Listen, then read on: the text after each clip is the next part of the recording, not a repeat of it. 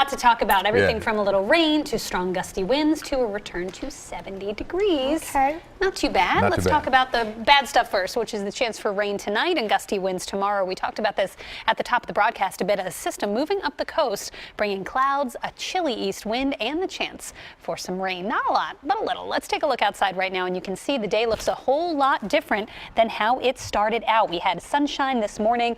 Now everything has started to cloud up. Really, that happened mid-afternoon around 2 or 3 o'clock. The clouds came in, the temperature dropped, that east wind picked up, and it turned into a completely different kind of day.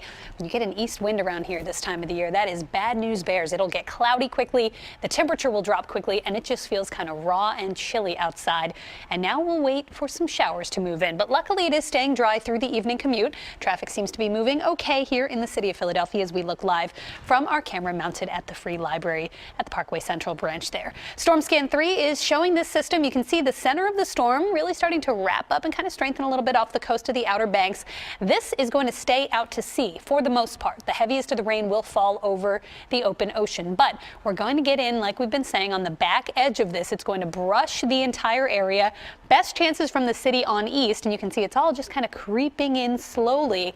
Not going to see too much of it, but along I-95, notice there are some showers trying to lift north. So it's going to be a showery night tonight, and it is chilly. Temperatures have been dropping since the clouds came in, and you can see around the northern edge of that storm as it advances up the coast, winds are out of the east, wind off the ocean, which is 45 degrees. We're down to the 40s after a high of 53 earlier today in Philadelphia. It's 49 in Wilmington, just 46 in Millville, and a cold and breezy 44 degrees. Just a raw afternoon there in Atlantic City now that the clouds have made their appearance. You can see it's chilly down in D.C. as well. 47 for those headed to the Phils game, 45 in Richmond, and 46 in State College. But milder air waits in the wings off to the west, and that'll be headed our way as we get into tomorrow. So that coastal low just brushes by tonight. High pressure builds back in tomorrow, but a gusty wind will pick up. So showers this evening. Best rain chances east of I-95, then turning very windy outside for tomorrow. Not a ton of rain with this system, but again tonight, chilly, cloudy, showers early. It will dry out through the overnight hours, and then tomorrow the sun is back